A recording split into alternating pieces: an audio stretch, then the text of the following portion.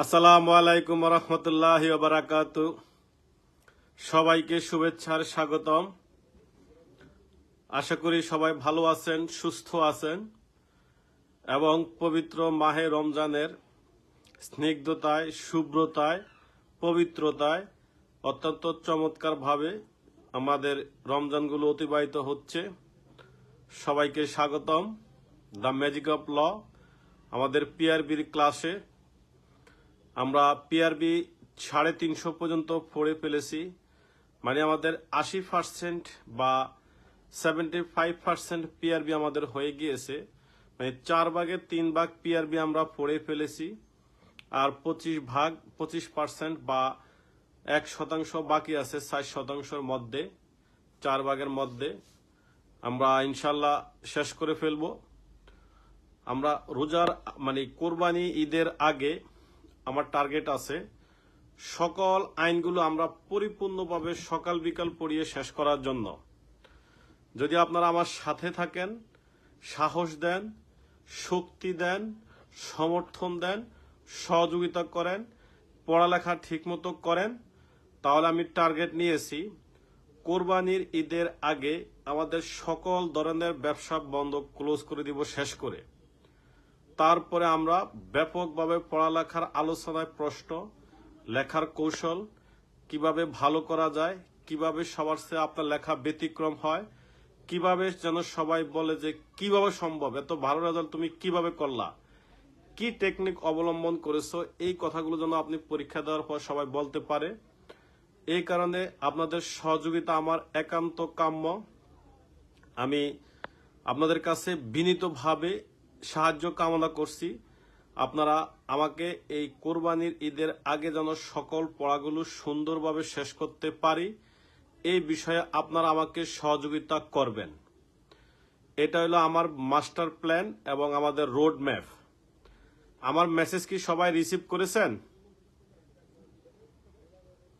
আমি বলেছি কোরবানির ঈদের আগে, তার মানে এটা চলে হলো মার্চ, জানুয়ারি, ফেব্রুয়ারি, মার্চ, এপ্রিল, মে, এই পুরো এপ্রিল মাস আর মে মাস, জুন মাসের 15 তারিখের মধ্যে আমরা আমাদের সকল ব্যবসা কমপ্লিট করে ফেলতে চাচ্ছি। যত ধরনের পড়া আছে সব কমপ্লিট।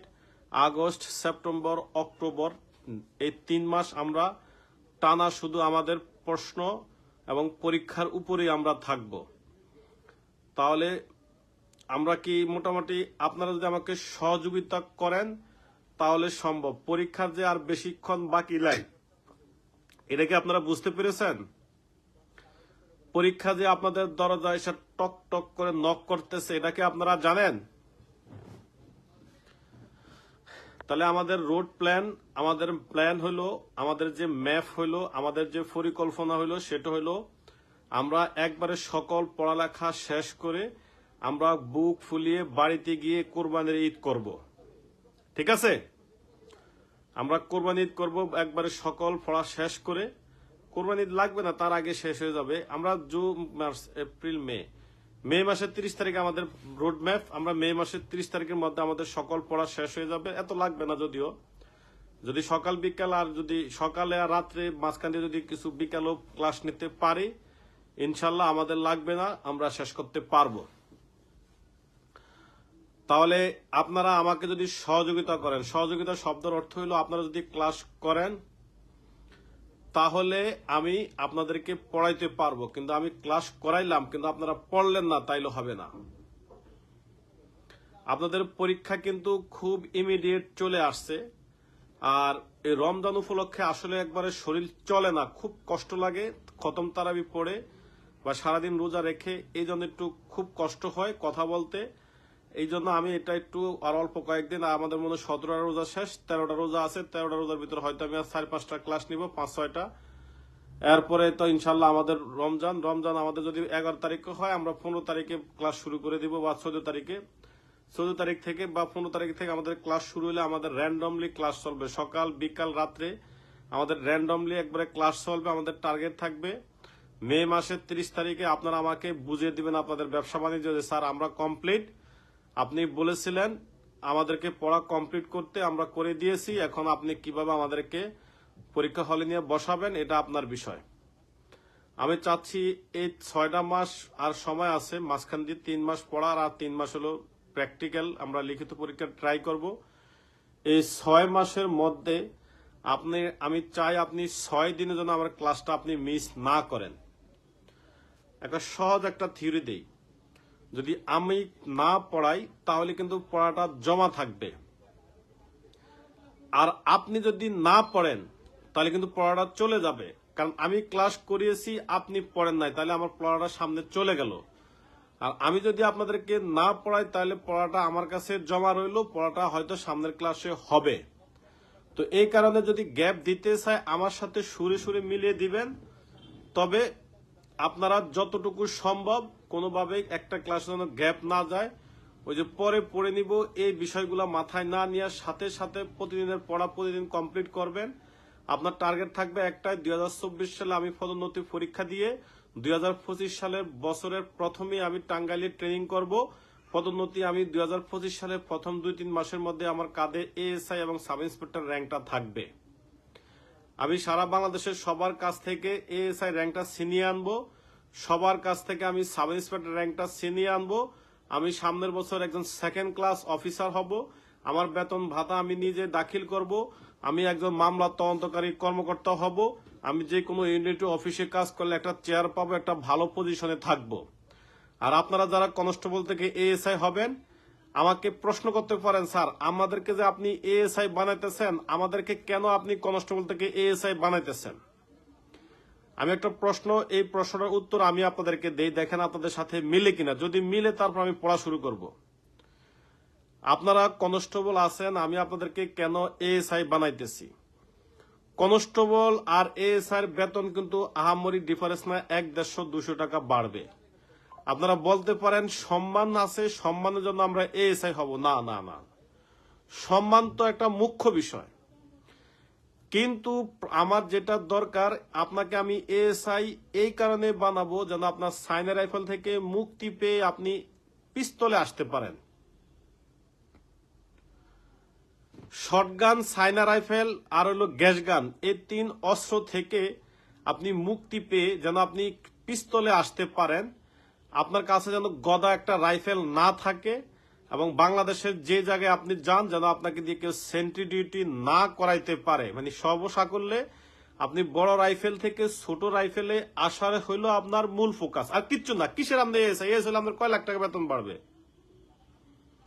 আপনার এএসআই হইলে কোনো কিছুই বাড়বে না, কিচ্ছু হবে না। সম্মান কনস্টেবল এএসআই একই, কোনো পার্থক্য নাই।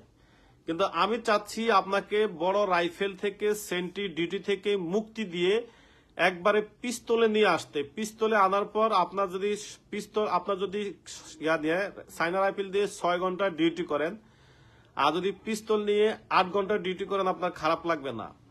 তাহলে আমি যখন এএসআই হয়েছিলাম, আমাকে প্রশ্ন করেছিল একজন, আপনি এএসআই হওয়ার পর কি লাভ হয়েছে? আমি বলেছিলাম আমি সাইনা রাইফেল থেকে মুক্তি পেয়ে আমি পিস্তলে এসেছি কনভার্ট হয়ে, এটাই আমার লাভ।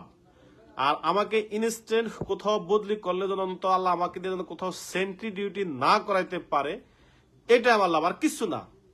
তাহলে আপনি 2টা বিষয় থেকে মুক্তি পাওয়ার জন্য আমার কাছে পড়তেছেন, এই রমজানে আল্লাহর কাছে চাইবেন, আল্লাহ আমারে এএসআই বানানোর একটাই শখ, আমারে তুমি সেন্ট্রি ডিউটি থেকে মুক্তি দাও, আমার বড় অস্ত্র থেকে ছোট একটা পিস্তলে আনার ব্যবস্থা করে দাও আল্লাহ, আমার টাকা পয়সা কিছু দরকার নাই। এই আর যখন সাব ইন্সপেক্টর হয়েছে আমি, তখন আমাকে জিজ্ঞাসা করেছিল আপনি সাব ইন্সপেক্টর হওয়ার পর কি লাভ হয়েছে। আমি বলেছিলাম যে আমি যখন সাব ইন্সপেক্টর হয়েছি তখন আমার লাভ এটাই হয়েছে, আমি যখন এএসআই ছিলাম তখন আমার গাড়ির পিছনে বসা লাগতো পিস্তল নিয়ে। একজন সাব ইন্সপেক্টর গাড়ির সামনে ড্রাইভারের পাশে বসতো, আর আমি এএসআই হিসাবে পিস্তল নিয়ে ফোর্সের সাথে গাড়ির পিছনে বসতাম। আমি সাব ইন্সপেক্টর হয়ে গাড়ির পিছন থেকে সামনে আসছি, এটা আমার লাভ হয়েছে। কথা কি বুঝতে পেরেছেন?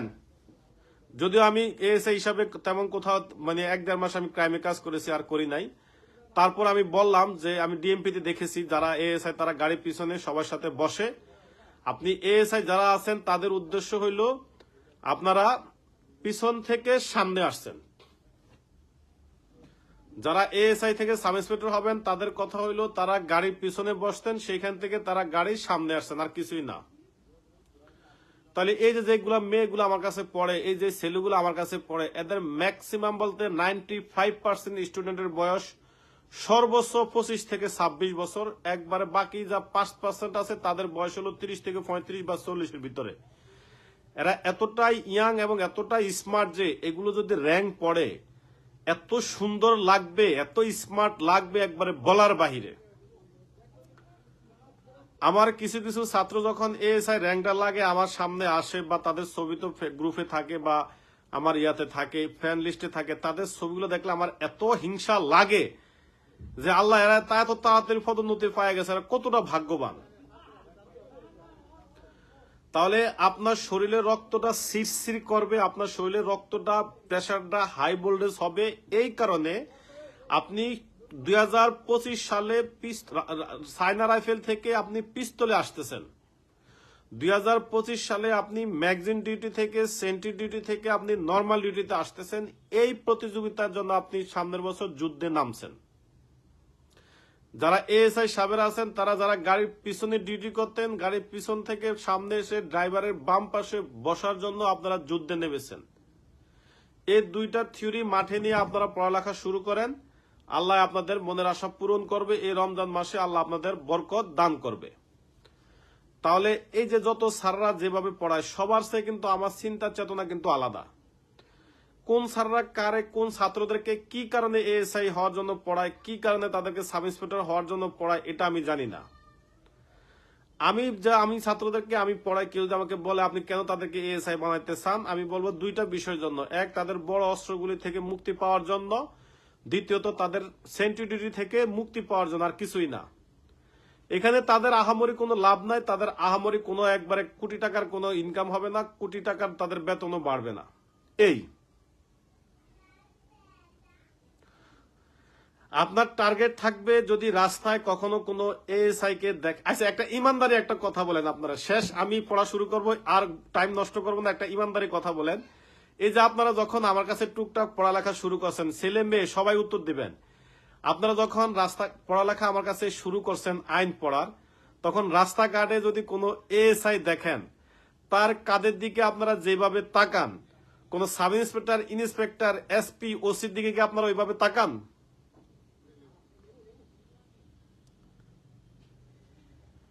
মানে একজন এএসআই দেখলে তার কাদের দুইটা ফুলের দিকে আপনারা যেভাবে তাকান, যে দুইটা ফুলের জন্য আমি পড়তেছি, কোন সাব ইন্সপেক্টর যারা এএসআই আছে তারা সাব ইন্সপেক্টরের জন্য যেভাবে তাকান, বাকি র্যাঙ্কগুলোর দিকে কি আপনারা ওইভাবে তাকান কখনো? একটা ইমানদারি বলেন। তাহলে কি আমি আপনাদের মনের কথা বলছি কিনা বলেন?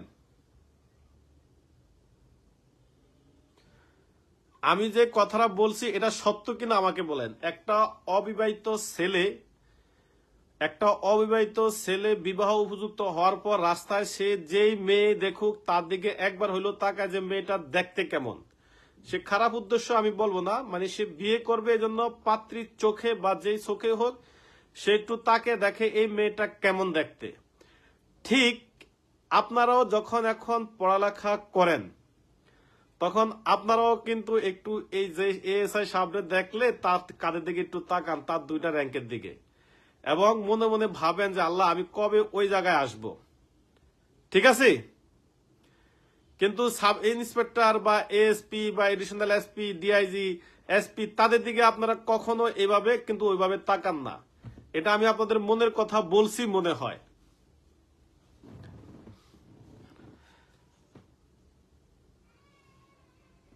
তাহলে আমি যদি ভুল না বুঝে থাকি, আমার কথাবার্তা যদি ঠিক হয়, আমি হলপ করে এই যে বুকে হাত দিয়ে বলতে পারি রমজান মাসে, আল্লাহর রাস্তে আপনারা একটু এইভাবে হাত দেন, বুকে হাত দেন, আমি যে হাত দিয়েছি এইভাবে সবাই একটু বুকে হাত দেন।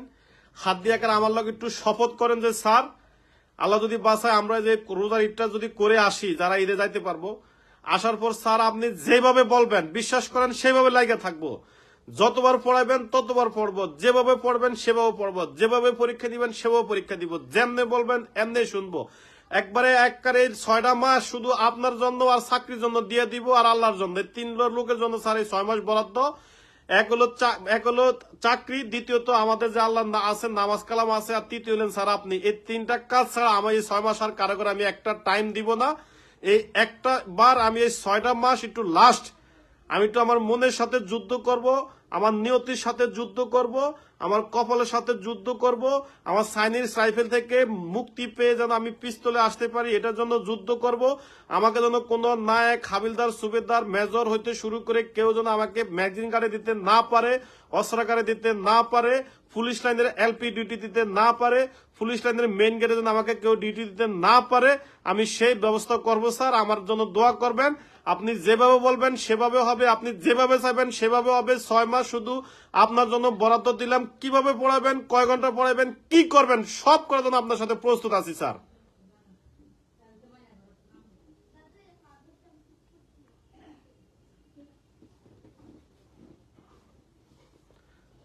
কথা কি বুঝতে পারছেন?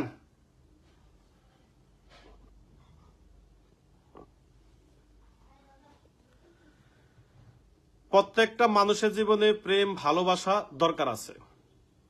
প্রত্যেকটা মানুষের বউ, বাচ্চা, স্ত্রী, সন্তান দরকার আছে।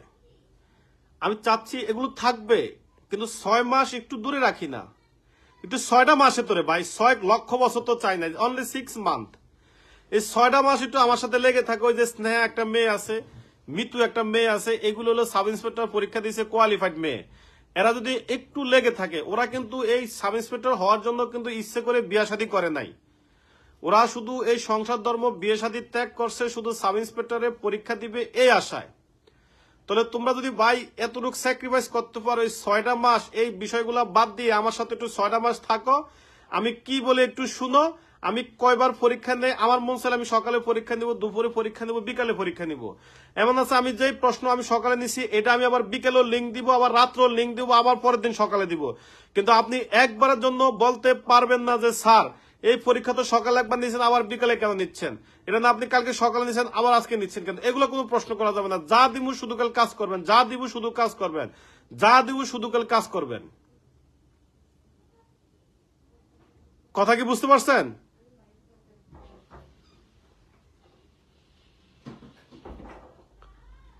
আচ্ছা, তাহলে আমি শুরু করি। তাহলে মানসিকভাবে সবাই কি রেডি? আমি কি শুরু করব? আমি দুঃখিত, আপনার 20 মিনিট সময় আমি নষ্ট করেছি রমজানের দিন, আমি আন্তরিকভাবে ক্ষমা প্রার্থী। তাহলে কি আমি পড়া শুরু করব? আর আপনাদের প্রতি অনুরোধ, একবারে হাত জোর করে অনুরোধ, আপনারা আমার সকল ধারা ভুলে যান, আমার কোনো ধারা আপনার মনে রাখার দরকার নাই।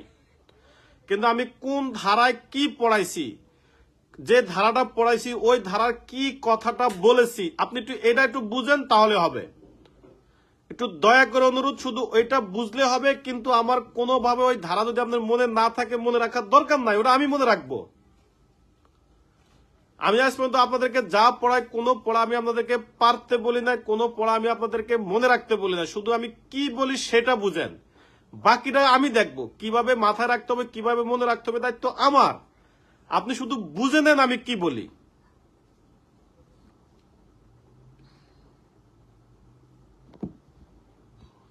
আচ্ছা, তাহলে আমরা পড়ালেখা শুরু করলাম। আমরা ইনশাল্লাহ আমরা রাস্তায় যত এএসআই দেখবো, যত সাব ইন্সপেক্টর দেখবো, আমরা টার্গেট করবো যে সামনের বছর ইনশাল্লাহ আমি সিনিয়ে নিতেছি, সামনের বছর আমারও রাস্তা দুই পাশে দুইটা থাকবে ইনশাল্লাহ। আল্লাহ ভরসা, আমরা সামনের বছর হচ্ছি। আমরা 2025 সালে এএসআই হচ্ছি, আমরা 2025 সালে সাব ইন্সপেক্টর হচ্ছি ইনশাল্লাহ। ঠিক আছে, আল্লাহ আমাদের সহায় আছে। আমরা কোনো অন্যায় করব না, কোনো অপরাধ করব না, কোনো অনৈতিক কাজে যাব না, কোনো বিভাগে মামলায় পড়ার মতো কোনো কাজ করব না, তাইলে হবে। আমার একজন ছাত্র রিপন বক্সি, রিপন রাজ বক্সি, টাঙ্গাইল হাইওয়েতে সে চিন্তাই করতে যে গ্রেপ্তার হয়েছে মিরপুরে, আমার সাথে সে সামনাসামনি পড়ছে। এত ভালো ছেলে ছিল, কিন্তু পরে ওখানে যায় হয়তো সঙ্গদোষে নষ্ট হয়ে গিয়েছে। যাই হোক, এটা পরে বাদ, এটা নিয়ে আলোচনা করতে চাই না। তাহলে আমরা একটু পড়ে আসি, আমরা কি পড়বো। আমরা 350 পর্যন্ত পড়েছিলাম, 350, 336-এ পড়ছিলাম আমরা নিরীক্ষণ, 346-এ পড়ছিলাম যারা কিশোর গ্যাং অপরাধ তাদের নিরীক্ষণ, আর 350-এ পড়ছিলাম আবগারি আইনে যারা আছে তাদের ক্ষেত্রে তাদের নিরীক্ষণ। আজকে আমরা সরাসরি পড়া যায়। আজকে আমরা 355 আর 356 পড়ব, তারপরে আমরা চৌকিদার নিয়ে আজকে আমাদের ক্লাস শেষ করব। তাহলে আমাদের প্রথম পিআরবি হলো 355 ফাঁড়ি বা থানা, ফাঁড়ি অথবা ক্যাম্প। সবাই কি ফাঁড়ি বা তদন্ত কেন্দ্র দেখছেন, নাম শুনছেন? 300।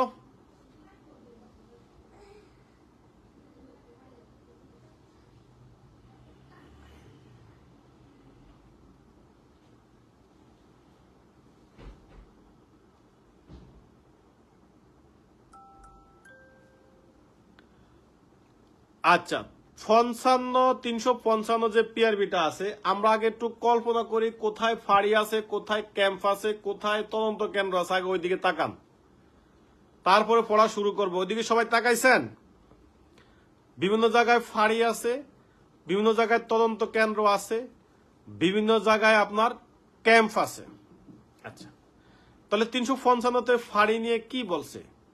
355-তে বলছে একজন ফাঁড়িতে যে ব্যক্তি অফিসার হিসাবে থাকবেন সে ওই ফাঁড়ির দায়িত্বে থাকবেন।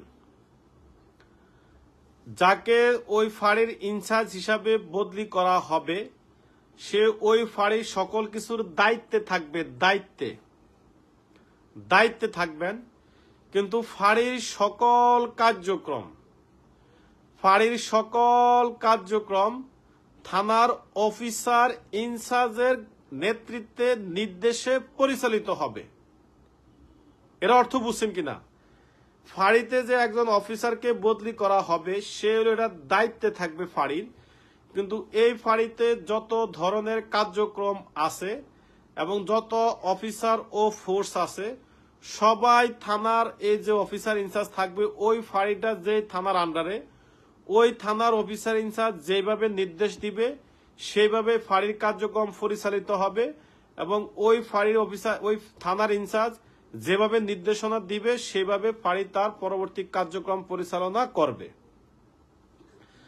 থানার অফিসার ইনচার্জ, এখন ওসির কথা বলতেছি, থানার অফিসার ইনচার্জ তিনি ঘন ঘন এই ফাঁড়িতে পরিদর্শন করবেন এবং পরিদর্শনের যে বই আছে সেখানে ফাঁড়ির বিভিন্ন বিষয় সম্পর্কে তিনি মন্তব্যে লিপিবদ্ধ করবেন। এই ফাঁড়িতে যারা কর্মরত আছে তারা যদি কোনো অপরাধমূলক কাজে নিয়োজিত হয় তাহলে তার দায়ভার ও থানার অফিসার ইনচার্জ বহন করবেন। বাংলা আলাপে যদি আসি, বাংলা আলাপ হলো একটা ফাঁড়িতে যত ধরনের কাজ কাম আছে সবকিছু ওসির নির্দেশে পরিচালিত হবে। ওই ফাঁড়িতে ওসি যেভাবে তাদের সরকারি কার্যক্রম শুনাই দিবে ফাঁড়িতে যে অফিসার হিসাবে যে থাকবেন দায়িত্বে তিনি সেভাবে পালন করবেন। ফাঁড়িতে যে অফিসার এবং ফোর্স থাকবে সবাই থানার অফিসার ইনচার্জের আওতাধীন। থানার অফিসার ইনচার্জ ঘন ঘন ফাঁড়ি পরিদর্শন করবেন, ফাঁড়ি পরিদর্শন করে ফাঁড়ি সংক্রান্ত বিষয় তিনি মন্তব্য রেজিস্টারে লিখবেন। এই ফাঁড়িতে যদি কেউ কোনো অনৈতিক কর্মকাণ্ড পরিচালনা করে তার জন্য থানার অফিসার ইনচার্জ দায়ী থাকবেন। তার মানে বাংলা আলাপ হইল থানার ওসির একটা ডাইন হাত বা থানার ওসির একটা রিপ্রেজেন্টেটিভ এরিয়া হইল ফাঁড়ি। 355-কে আমি বুঝাইতে পারছি ফাঁড়ির কার্যক্রম নিয়ে?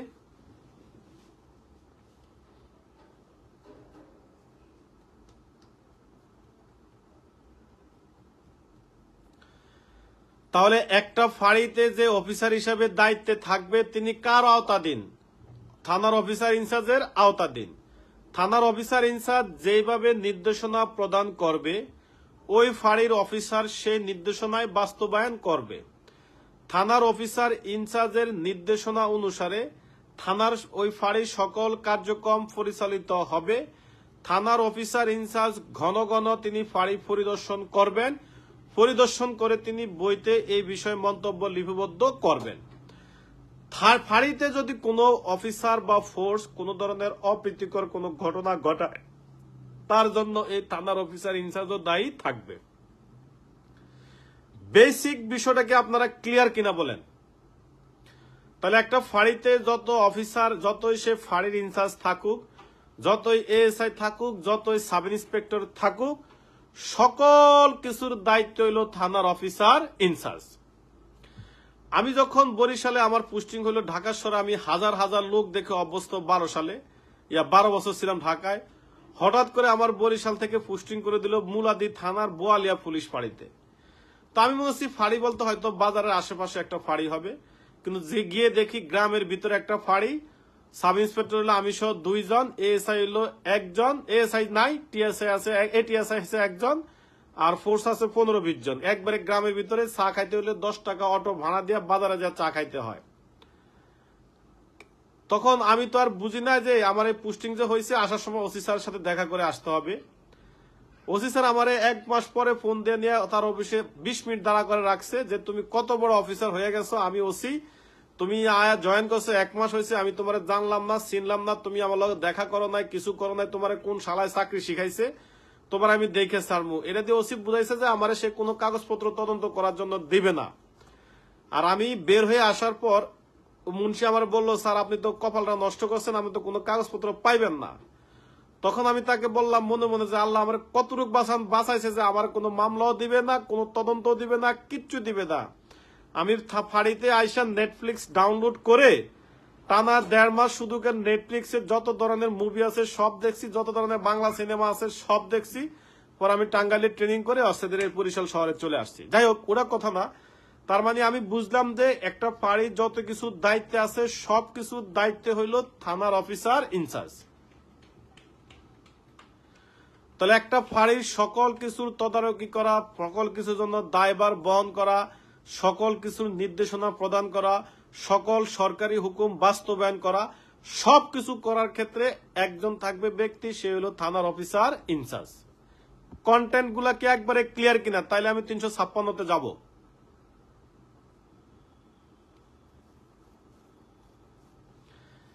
বিশ্বাস করেন, একটু এএসআই হন, একটু সাব ইন্সপেক্টর হয়ে দেখান, দেখবেন যে চাকরিটা যে কত আরামের। আপনি যদি ক্রাইমে কাজ করতে না চান, আপনার এমন এমন জায়গায় পোস্টিং এর ব্যবস্থা আছে, আপনি শুধু খাইবেন আর ঘুমাবেন, আপনার 5 দিন 10 দিন 15 দিনও কেউ খুঁজবে না। যদি আপনি অনৈতিকভাবে লাভবান হওয়ার আশা না থাকে, আপনি 10 দিনও পড়ে থাকবেন, আপনার কেউ খুঁজবে না। এমনও পুলিশের এখনো এরকম ইউনিট আছে। এই জন্য একটু পদোন্নতিরা নেন, প্রচুর রেস্ট করতে পারবেন, প্রচুর সময় দিতে পারবেন ফ্যামিলিকে। আচ্ছা, 355 বেচা বিক্রি আমাদের কমপ্লিট। এখন আমরা পড়ব 356 টহল ডিউটি। আমরা নাম শুনেছি, এটা কিন্তু টাউন আউটপোস্ট না। টাউন আউটপোস্ট যেটা, সেটা হলো টাউনের বাইরের মুখে যেটা, মানে বাইরে থেকে টাউনে ঢুকতে যেটা, এটা হলো টাউন আউটপোস্ট। আর আমি এখন যেটা বলতেছি সেটা হইলো মানে টহল ডিউটি।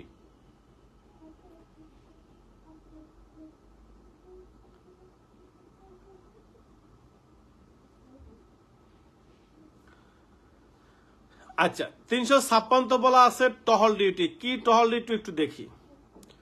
356 বলা আছে একজন পুলিশ সুপার যেহেতু টহল ডিউটির কথা বলছে, তো থানার টহল ডিউটি বলে না যে আমি অফিসার ইনচার্জকে বলবো।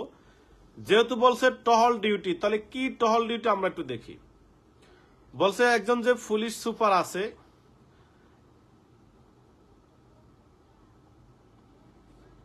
ওই যে নুরুদ্দিন ভাই বুঝতে পারছে, 10ম গ্রেড নাই, সাব ইন্সপেক্টর না হওয়ার কারণে মিশনে কপাল ছাপড়াইতেছে।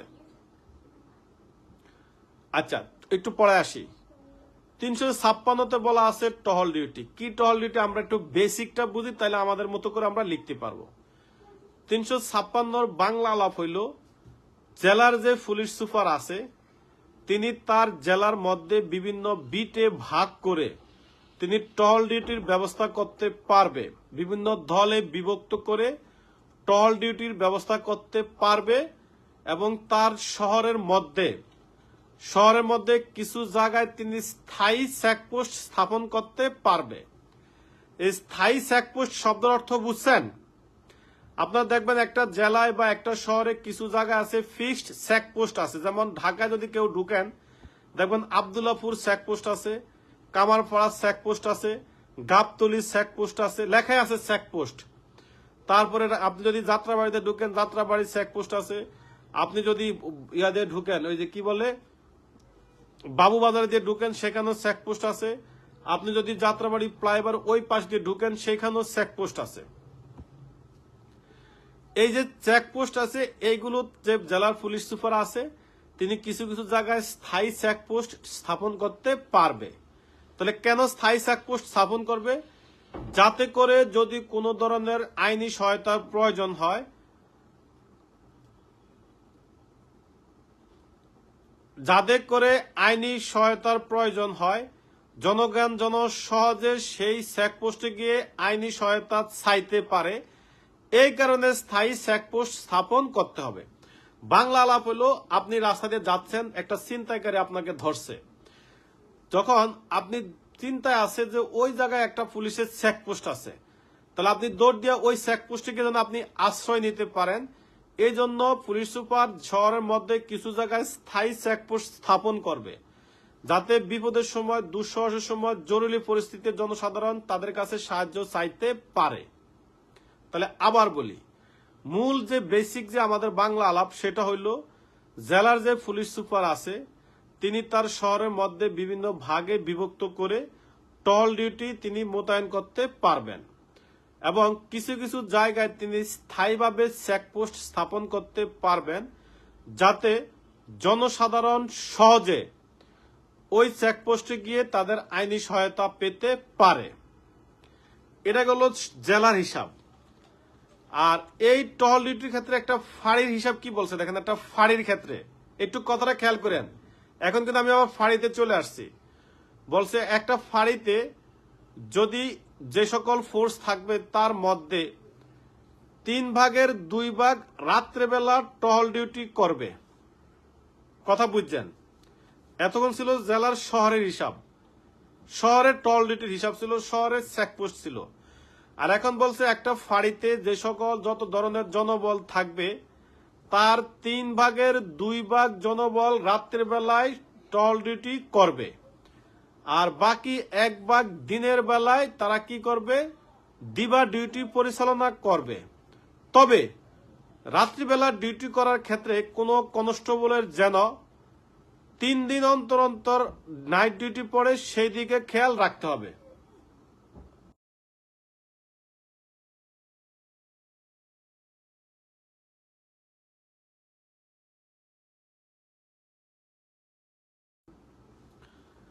তাহলে ফাঁড়ির হিসাবটা একটু আসি। ফাঁড়ির যে টহল ডিউটির ব্যবস্থা, ফাঁড়ির টহল ডিউটির ব্যবস্থাটা হইল, ফোর্স যদি থাকে যা, তার 3/2 হবে রাত্রে নাইট ডিউটি, 1 করবে দিনের বেলা ডিউটি। তবে যারাই নাইট ডিউটি করুক তাদের যেন 3 দিনের আগে নাইট ডিউটি না পড়ে, সেই বিষয়টাও তাদের খেয়াল রাখতে হবে। আমাদের কি টহল ডিউটি নিয়ে মোটামুটি বক্তব্য ক্লিয়ার? তাহলে আমি একটু একসাথে মিলে দেই।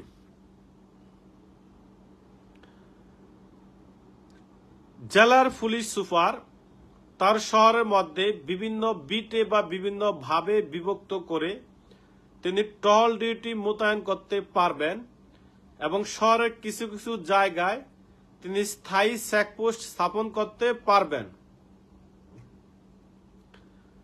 যাতে করে জনসাধারণ তাদের জরুরি মুহূর্তে এই চেকপোস্ট হইতে তারা আইনি সহায়তা গ্রহণ করতে পারে। ফাঁড়ির টহল ডিউটির ক্ষেত্রে যতজন ফোর্স জনবল রয়েছে তার মধ্যে 3/2 টহল ডিউটি রাত্রিবেলা করবে, এবং 1 রাত্রিবেলা, 2 বাদ দিয়ে যে 1 থাকবে তারা দিনের বেলায় ডিবা ডিউটি পরিচালনা করবে।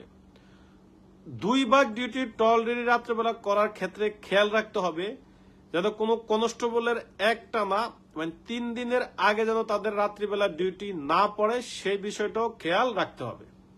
আমি কি 356 কি বুঝাইতে পারছি? টহল ডিউটির ক্ষেত্রে 2 পার্ট। জেলা শহরের ক্ষেত্রে বলছে বিভিন্নভাবে টহল ডিউটি মোতায়েন করতে পারবে, স্থায়ী চেকপোস্ট স্থাপন করতে পারবে, বিপদ আপদে জনসাধারণ সাহায্য নিতে পারে। আর ফাঁড়ির ক্ষেত্রে বলছে 3/2 থাকবে। বিট বলতে বোঝায় কি আমি বলি, বিট বলতে মানে ভাগ, বিভক্ত। মনে করে এই ওয়ার্ডটা 1 ওই ওয়ার্ড 1 ওই ওয়ার্ড 1 এই ওয়ার্ড 1 ওই ওয়ার্ড 1 এভাবে ভাগ করে বিট করে দেওয়া হয়েছে আর কি। বিট মানে ভাগ। তাহলে শহরের ক্ষেত্রে পাইলাম মূল বেসিক হলো পুলিশ সুপার বিভিন্ন ভাবে বিভক্ত করে টহল ডিউটি মোতায়েন করতে পারবে, ঠিক আছে। আর হইলো স্থায়ী চেকপোস্ট স্থাপন করতে পারবে যেন পাবলিক দ্রুত সেখান থেকে সেবা নিতে পারে। ফাঁড়ির ক্ষেত্রে 3/2 হবে হইলো, ফাঁড়ির ক্ষেত্রে 3/2 হলো রাত্রিবেলায়, 1 হলো দিবা বেলায়। তবে দিবা বেলাতে তাদের যেন 3 দিনের আগে ডিউটি না পড়ে সেদিকেও খেয়াল রাখতে হবে। তাহলে এতটুকু ক্লিয়ার? 356 নিয়ে কি আমাদের বেচা বিক্রি কমপ্লিট? 55, 56 এই দুটা কি বুঝতে পারছি?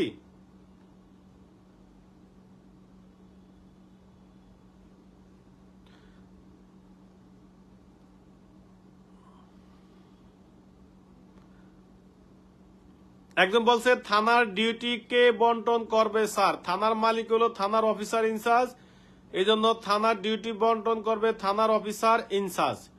কারণ জিডিতে যখন ডিউটি বন্টন করা হয় ওইখানে কিন্তু থানার অফিসার ইনচার্জ স্বাক্ষর করে, যদিও ডিউটি অফিসার ডিউটি বন্টন করে বা সেকেন্ড অফিসার বন্টন করে, কিন্তু এরা যেহেতু জিডিতে ডিউটির হিসাবটা উঠানো হয় সেই হিসাবে সেখানে আবার ওই অফিসার ইনচার্জ যেহেতু স্বাক্ষর করে সেই সুবাদে ডিউটি বন্টন করে থানার অফিসার ইনচার্জ। তাহলে আমাদের 355 বেচা বিক্রি পাইছিলাম ফাড়ি বা ক্যাম্প নিয়ে, সেখানে কে কার দায়িত্বে থাকবে। 56তে পাইলাম আমরা টল ডিউটি সংক্রান্ত বিষয়াদি। ক্লিয়ার? তাইলে মোর বাড়ি বরিশাল, মোরা যে আইনের লোক, মোর বাবা মোরা যে আইনার লোক, মোরা যে চৌকিদার, এই চৌকিদার নিয়ে আমি একটু ঢুকবো এখন। সবাই কি 55, 56 ক্লিয়ার কিনা? চৌকিদার নিয়ে আমি এখন চলে যাব পড়াতে।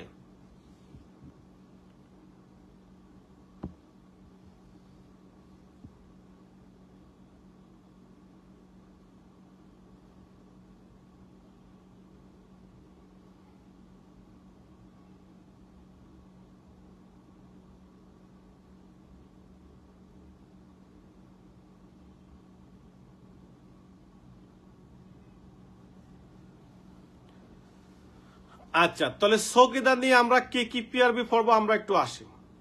আমরা চৌকিদার নিয়ে পড়বো, আমি কিন্তু গুরুত্বপূর্ণ গুলো দেখে দেখে পড়াইতেছি, আর বাকি কিছু মাঝখান দিয়ে পিআরবি আছে, নৌ পুলিশ সংক্রান্ত, পরিদর্শন সংক্রান্ত, এগুলো আপনারা নিজ দায়িত্বে দেখে নেন, সব পড়ানো দরকার নাই। কিন্তু ভালো রেজাল্ট করতে হলে দুই একটা যেগুলো বাদ দিয়েছি সেগুলো একটু দেখে নিন। তাহলে চৌকিদার সংক্রান্ত আমরা এখন পিআরবি পড়বো 362, 363, তারপর পড়বো 368, 69, 70। তাহলে আবার আসি 62, 63 এদিক দিয়ে দুইটা, তারপর পড়বো 68, 69, 70 ওদিক দিয়ে তিনটা, আর পর বললো 372। এই হলো আমাদের আজকে চৌকিদার নিয়ে পিআরবি পড়বো। মোরা চৌকিদার, মোর বাবা চৌকিদার, মোরা আইনের লোক, মোর কি এভাবে একটা ডায়লগ আছে, যাই হোক। তাহলে এই চৌকিদারদের নিয়ে আমরা পড়বো 62-তে, 63-তে, 368-তে, 69-এ, 70-এ, আর হলো 72-এ।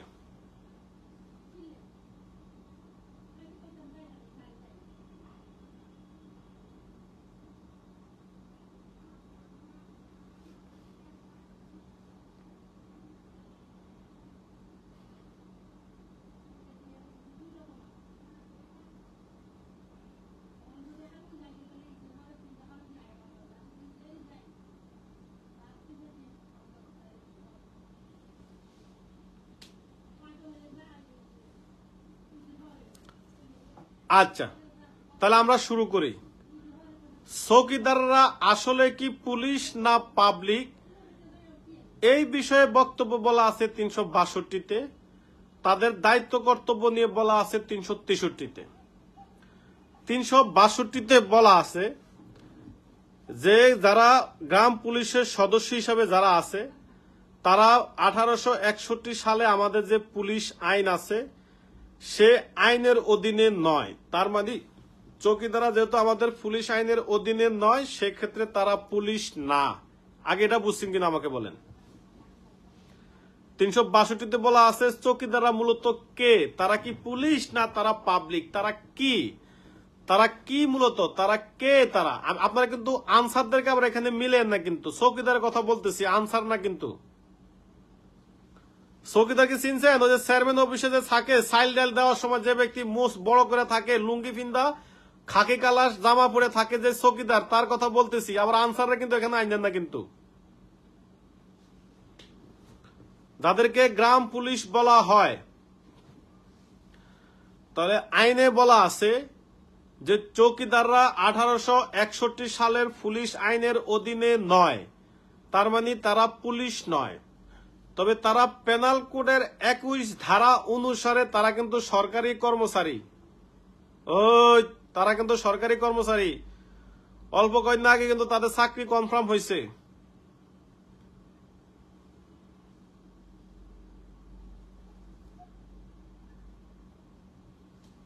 এ বেড়া, মোর বাড়ি কিন্তু বরিশাল, মোর দাদাই চকিদার ছিল, মোরা কিন্তু আইনের লোক, কথা কথা কিন্তু ঠিক মতো কইস, নাইলে কিন্তু এক্সের মোর ধরি নিয়ে যাবো। তাহলে এই যে চকিদার সাহেবের বিষয় বলা আছে, তারা পুলিশ আইনের অধীনে নয়, যেহেতু তারা পুলিশ আইনের অধীনে নয়, তার মানে তারা গ্রাম পুলিশ, কিন্তু পুলিশ না।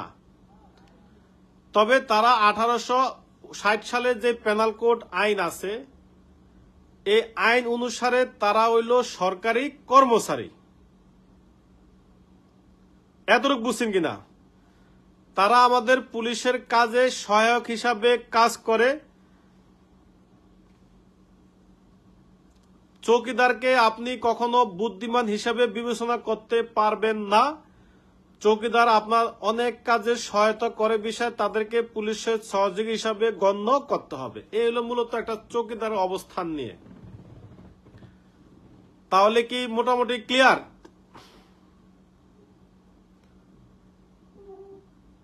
পেনাল কোড হলো 1860 সালের পেনাল কোড, নাকি ভুল বলছি?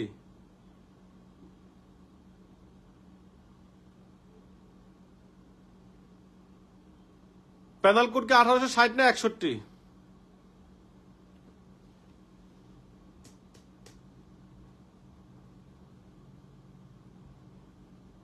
ও 1861 না? আচ্ছা ঠিক আছে, আলো জালো হয়ে গেছে আর কি। তাহলে এতটুকু বুঝছি কিনা? তার মানে যারা চৌকিদার, তারা আমাদের পুলিশ আইনে যে আছে, আমাদের পুলিশ আইন অনুসারে তারা আমাদের পুলিশ আইনের আওতায় না। তারা হইল পেনাল কোডের 21 ধারা অনুসারে সরকারি কর্মচারী। তবে চৌকিদারকে পুলিশের সহায়ক হিসাবে কাজ করতে হবে, কাজ করানো যাবে। একজন মামলা তদন্তকারী কর্মকর্তা চৌকিদারের সাহায্য নিয়ে কাজ করলে তার কার্যক্রমগুলো সহজ হয়। এবং চৌকিদার যদি বুদ্ধিমান না, চৌকিদার কিন্তু চৌকিদারকে কাজে লাগানোর ক্ষেত্রে সে বুদ্ধিমান নাও হইতে পারে। এর অর্থ বুঝছেন?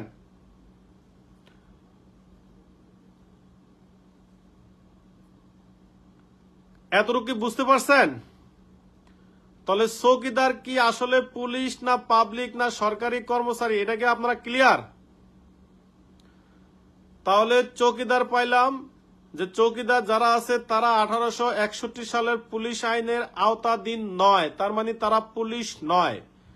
তবে তারা 1860 সালের পেনাল কোডের 21 ধারা মোতাবেক সরকারি কর্মচারী।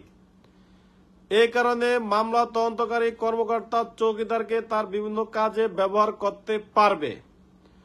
তবে চৌকিদার যদি বুদ্ধিমান না হয়, সেই চৌকিদারকে কাজে লাগানোর ক্ষেত্রে সে বুদ্ধিমান নাও হইতে পারে, মানে বাংলা আলাপ হইল সে চালাক নাও হইতে পারে, ওরকম মেধাবী নাও হইতে পারে।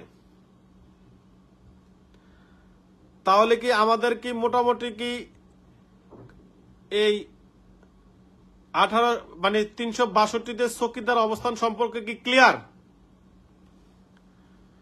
10 সেকেন্ড আমি টাইম নেই, আমি একটা ভিন্ন বিষয়ে আলোচনা করি। সেটা হইল, আপনারা যারা ফেসবুক চালান, ফেসবুক চালালে দেখবেন বিভিন্ন কন্টেন্ট আসে, ওইখানে লেখা থাকে, যদি এখানে ক্লিক করেন তাহলে এই যে মামুন আহমেদ সে কেমন, সে কি বিশ্বস্ত কিনা, সৎ কিনা, এরকম কিছু কথাবার্তা ওইখানে আসে।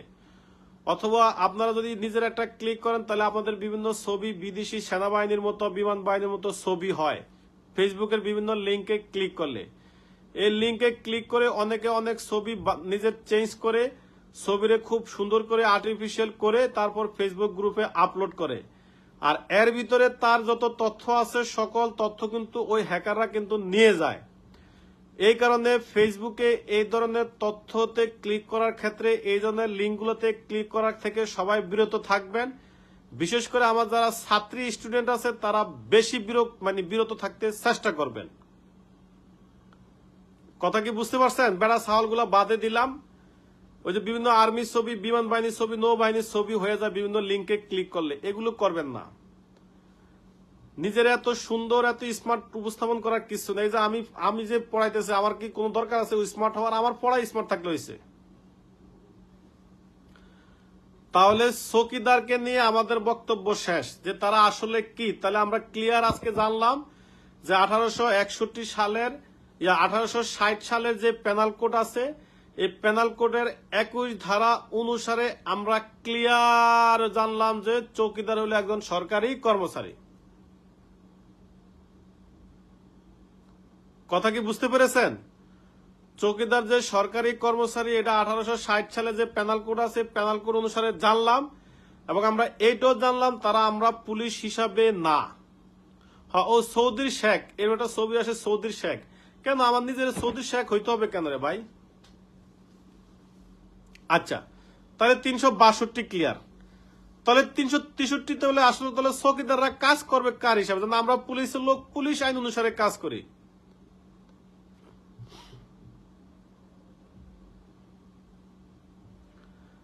হ্যাঁ হ্যাঁ, ওই যে ও একটা সুন্দর কমেন্ট করছে, বিরত না থেকে বুক ফুলে ছবি এডিট করে প্রোফাইলে আপলোড দেয়, কিছুদিন পরে আইডি হ্যাক হলে সাইবার ক্রাইমে কান্নাকাটি করে। কথা সত্য, এই কাজটা করেন না।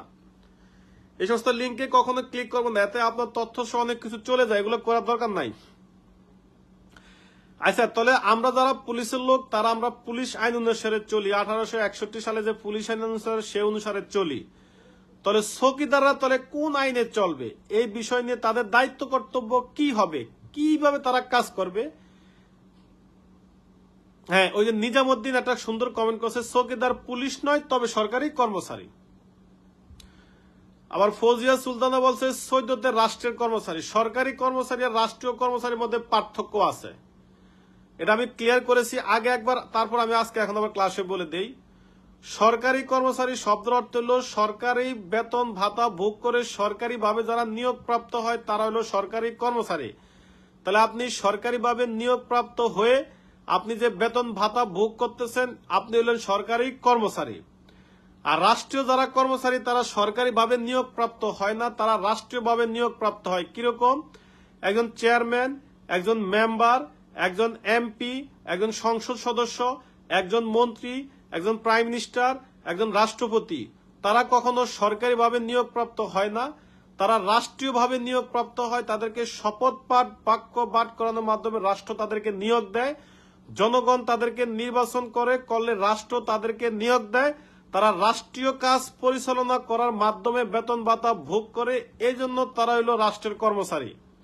আর আপনি হলেন সরকারিভাবে নিয়োগপ্রাপ্ত হয়ে সরকারি কাজ কাম করেন, এই জন্য আপনি হলেন সরকারি কর্মচারী। বড় বড় মাতাওয়ালা সারেরা আছে, এটা নিয়ে কিন্তু জানেন না যে কোনটা রাষ্ট্রের কর্মচারী কোনটা সরকারি কর্মচারী, তারা দুজনটারে একই রকম মনে করে। তাহলে রাষ্ট্রীয় কর্মচারী আর সরকারি কর্মচারী, এটা কি ক্লিয়ার? জনসাধারণ যাদেরকে নির্বাচন করলে যারা রাষ্ট্র পরিচালনা করে, এই পরিচালনার বিনিময়ে তারা যেটা ভোগ করে সেটা হলো রাষ্ট্রীয় কর্মচারী। আর আপনি সরকারিভাবে সার্কুলার মাধ্যমে নিয়োগপ্রাপ্ত হয়ে সরকার আপনাকে নিয়োগ দিলে আপনি কাজ করেন, সেই মোতাবেক আপনি বেতন ভাতা পান, আপনি হলেন সরকারি কর্মচারী। এটা কিন্তু অনেকে জানতো না। যাই হোক, তাহলে 362 পেলাম চৌকিদাররা কি মূলত। এখন পর্ব চৌকিদারদের দায়িত্ব কর্তব্য। সবাই একটু আমার সাথে লেখেন 1983 সাল লেখেন। 1983 সালে স্থানীয় আইন ব্র্যাকেটে লিখবেন ইউনিয়ন। সবাই একটু লেখেন 1983 সালের স্থানীয় সরকার মানে ব্র্যাকেটে লেখেন ইউনিয়ন। 1983 সালের স্থানীয় সরকার ব্র্যাকেটে লেখেন ইউনিয়ন অধ্যাদেশ, মানে ইউনিয়ন ব্র্যাকেট শেষ করে বাইরে অধ্যাদেশ, মানে 1983 সালের স্থানীয় সরকার অধ্যাদেশ।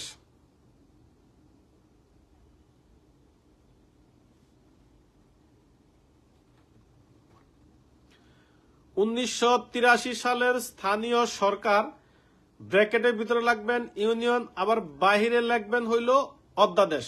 বাইরে অধ্যাদেশ শব্দ একটু লিখবেন। ওই যে মুক্তি মেয়ে এটা খুব সুন্দর করে লিখছে, আমি মানে আশা নিয়ে বসে আছি কবে আমের সিজন আসবে, মুক্তি কবে আমাদের জন্য আম পাঠাবে, আমরা কবে আম খাবো এই আশায় বসে আছি। কারণ দারোগা হয়ে গেলে ওই সময় আর ফোনও রিসিভ করবে না, চিনবেও না। তাহলে 1983 সালের স্থানীয় সরকার ব্র্যাকেট হলো ইউনিয়ন অধ্যাদেশ।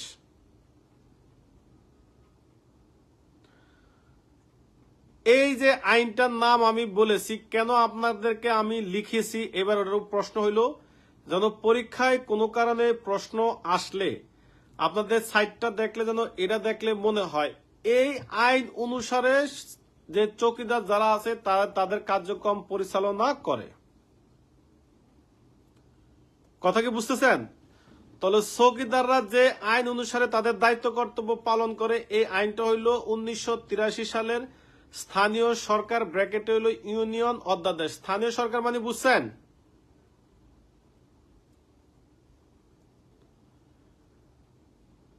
স্থানীয় সরকার অর্থ হলো যে চেয়ারম্যান মেম্বার যারা আছে এরা যে আইন অনুসারে পরিচালনা হয়, চৌকিদারও একই আইন অনুসারে চলে, এদেরকে বলে স্থানীয় সরকার।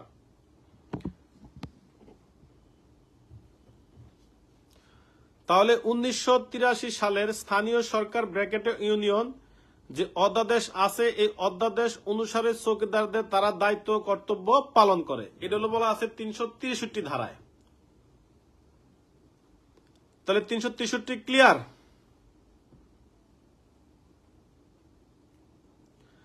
তাহলে 362তে পাইলাম চৌকিদাররা পুলিশ নাই, তবে তারা সরকারি কর্মচারী। 363তে পাইলাম চৌকিদাররা যে স্থানীয় সরকার যে অধ্যাদেশ আছে, এই অধ্যাদেশ অনুসারে তাদের কার্যক্রম কি করা হয়, নির্ধারণ করা হয়। একবারে চমৎকার একটা এমসিকিউ হবে এবং ভালো মাপের একটা লিখিত প্রশ্ন হবে।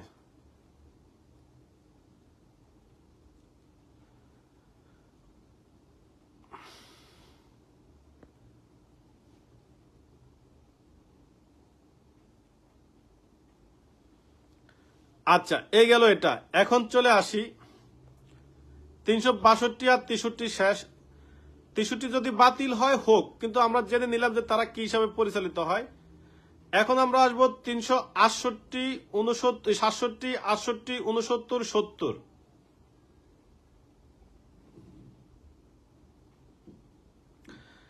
এখন 367তে বলা আছে,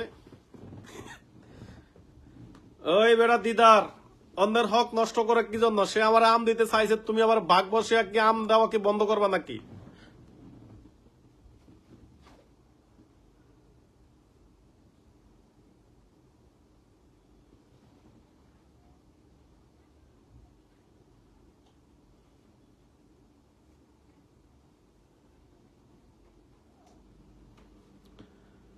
তিনশো সাতষট্টিতে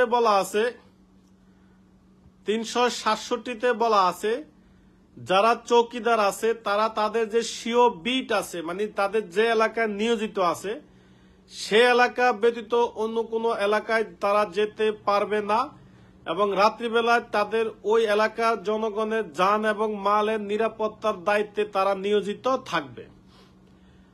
মানে চৌকিদাররা তাদের কর্মস্থল ত্যাগ করতে পারবে না এবং তারা রাত্রিবেলা জনসাধারণের যান এবং মালের নিরাপত্তার দায়িত্বে থাকবে 367তে। আর 368তে বলা আছে চৌকিদারদেরকে কখনো কোনো ভাবে তাদেরকে ব্যক্তিগত কাজে অথবা বাড়িতে যে গৃহভিত্ত মানে কি বলে কাজের লোক হিসেবে তাদেরকে নিয়োগ করা যাবে না 368তে। আর তাদেরকে ঠিক মতো কার্যক্রম পরিচালনা করে কিনা, তাদেরকে কাজের লোক হিসাবে কাজ করায় কিনা, এই বিষয়টা আবার জেলার যে পুলিশ সুপার আছে তিনি সেটা কি করবে, তদারকি করবে। তাহলে আবার একটু আসি 367তে পেলাম চৌকিদাররা নিজের এলাকায় অবস্থান করবে, রাত্রিবেলা তাদের জনগণের জানমালের নিরাপত্তা ডিউটি করবে 367তে। চৌকিদারেরা কোনোভাবে তাদেরকে ব্যক্তিগত কাজে ব্যবহার করা যাবে না, গৃহবৃত্তের কাজে নিয়োজিত করা যাবে না। আর এই বিষয়টা জেলার যে পুলিশ সুপার আছে তিনি বিষয়টা কি করবে, তদারকি করবে 368তে। আর চৌকিদার প্যারেড নিয়ে বলা আছে 369-এ। এই চৌকিদার প্যারেডে তাদের কাছ থেকে কি কি তথ্য সংগ্রহ করা হবে এটা নিয়ে বলা আছে 370-এ। তাহলে চৌকিদার প্যারেড হলো 369, তাদের কাছ থেকে কি কি তথ্য সংগ্রহ করা যাবে এটা হলো 370।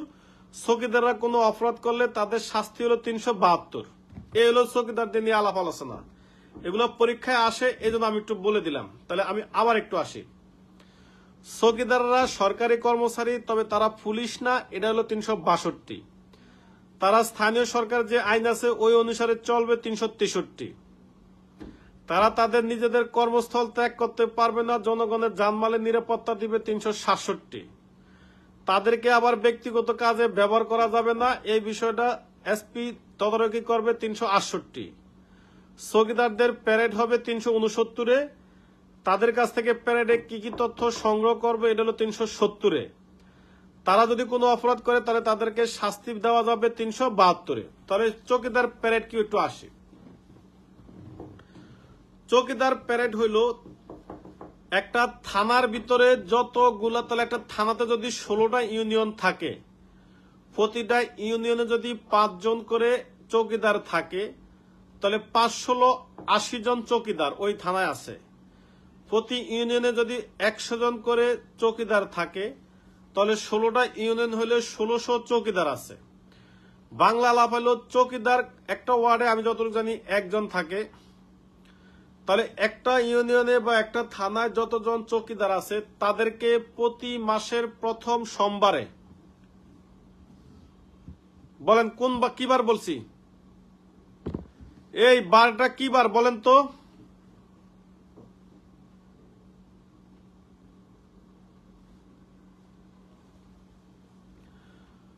প্রতি মাসের প্রথম সপ্তাহের সোমবারে, সোমবার মনে রাখবেন, প্রতি মাসের প্রথম সপ্তাহের সোমবারে পোশাক পরিহিত অবস্থায় থানার কম্পাউন্ডে থানার অফিসার ইনচার্জের উপস্থিতিতে থানা এলাকার সকল তথ্য সম্পর্কে ধারণা লাভ করার জন্য, নতুন কোনো অপরাধী আসছে কিনা তাদের সম্পর্কে খোঁজ খবর নেওয়ার জন্য, থানা এলাকার আইন শৃঙ্খলা পরিস্থিতি সম্পর্কে থানার ওসি অবগত হওয়ার জন্য যে প্যারেডটা অনুষ্ঠিত হয় তাকে বলে চৌকিদার প্যারেড। তাহলে আমি একটু বিস্তারিত বলি। মানে একটা থানা এলাকায় কোনো আইন শৃঙ্খলা পরিস্থিতি জানার জন্য, নতুন কোনো অপরাধীর আগমন ঘটলে তার সম্পর্কে জানার জন্য, মহামারী, বন্যা, গুজব, তারপরে বিভিন্ন বিষয় সম্পর্কে অবগত হওয়ার জন্য থানার অফিসার ইনচার্জ প্রতি মাসের প্রথম সপ্তাহের সোমবারে থানার কম্পাউন্ডে পোশাক পরিহিত অবস্থায় থানার অফিসার ইনচার্জ যেই প্যারেড অনুষ্ঠিত হয় তাকে বলা হয় চৌকিদার প্যারেড। চৌকিদার প্যারেডটা এমন ভাবে শেষ করতে হবে যেন এই চৌকিদারগণ দিনের মধ্যে তারা তাদের বাড়িতে ফিরে যেতে পারে। এই হলো চৌকিদার প্যারেড। সুমন রয় বলছে কিন্তু স্যার কানাই থানায় প্রতি বুধবারে করে চৌকিদার প্যারেড হইতো, এটা তো আমাদের বই পুস্তকের ভাষা না, ওটা তার ব্যক্তিগত বিষয়, বাস্তবে আলাদা হিসাব। তাহলে পরীক্ষা যদি আসে চৌকিদার প্যারেড কাকে বলে, কেন চৌকিদার প্যারেড নেওয়া হয়, চৌকিদার প্যারেড কোন তারিখে নেওয়া হয়, কোন দিন নেওয়া হয়, চৌকিদার প্যারেডে তারা কি অবস্থায় আসবে, এগুলো সব ক্লিয়ার। একটা হইলো নতুন কোন অপরাধী সম্পর্কে জানার জন্য, থানা এলাকার আইন শৃঙ্খলা পরিস্থিতি সম্পর্কে অবগত হওয়ার জন্য, মাদক বিষয়ে, বাল্য বিবাহ বিষয়ে, এগুলো সুন্দর করে গুছিয়ে বানিয়ে লিখবেন। এগুলোর বিষয়ে অবগত হওয়ার জন্য থানার অফিসার ইনচার্জ প্রতি মাসের প্রথম সপ্তাহের সোমবারে থানার কম্পাউন্ডে পোশাক পরিহিত অবস্থায় তাদের যে প্যারেডটা অনুষ্ঠিত হয় এটাকে বলা হয় চৌকিদার প্যারেড। চৌকিদার প্যারেডটা এমন সময়ের মধ্যে শেষ করতে হবে যেন চৌকিদারগণ দিনের আলোর মধ্যে তারা বাড়িতে পৌঁছাইতে পারে, নাইলে তো আবার ওসি তাফালিং করে তাদেরকে বসে রেখে বিকাল করে ফেলবে। তাহলে চৌকিদার প্যারেড কাকে বলে এটা পাইলাম 369। 369 কি ক্লিয়ার?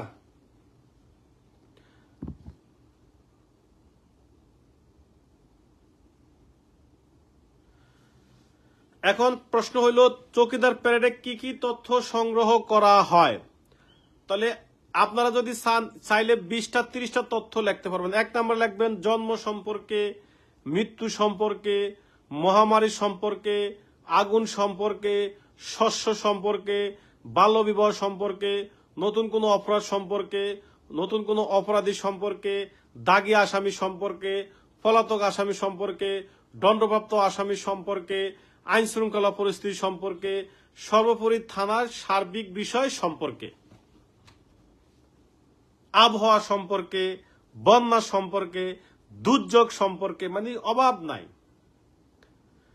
এটা বলা আছে 370-এ, মানে চৌকিদার প্যারেড হইতে আপনি কি কি তথ্য সংগ্রহ করবেন এই বিষয়টা বলা আছে 370-এ।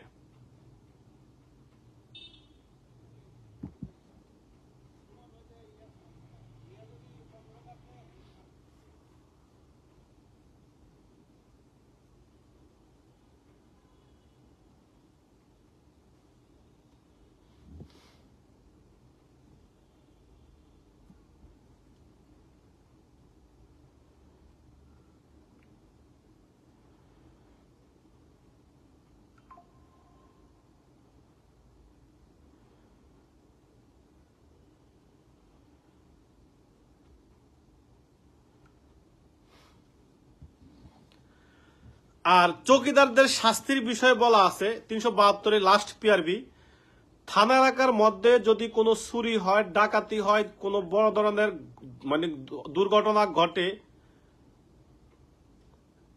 তাহলে তদন্তকারী কর্মকর্তা তিনি তদন্ত করবেন যেন ওই সময় চৌকিদার তার ওই গ্রামে উপস্থিত ছিল কিনা। যদি চৌকিদার উপস্থিত না থাকে তাহলে তিনি তার বিরুদ্ধে ব্যবস্থা গ্রহণ করার জন্য পুলিশ সুপার বরাবর আবেদন করতে পারবেন।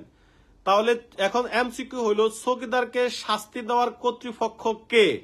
থানার officer in charge, police super, union পরিষদের চেয়ারম্যান, থানার নির্বাহী কর্মকর্তা? তাহলে কে দিবে চৌকিদারকে শাস্তি বলেন?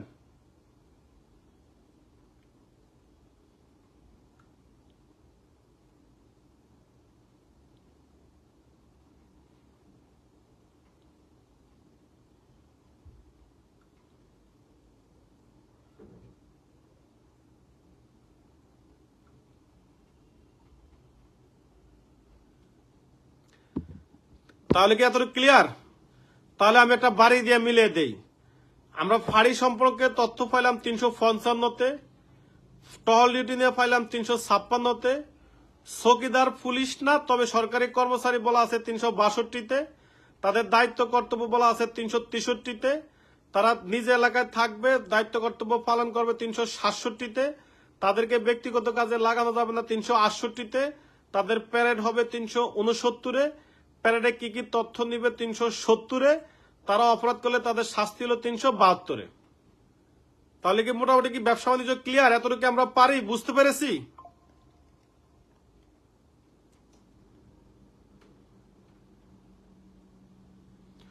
প্রতি মাসের একবার হবে সপ্তাহের প্রথম সোমবারে।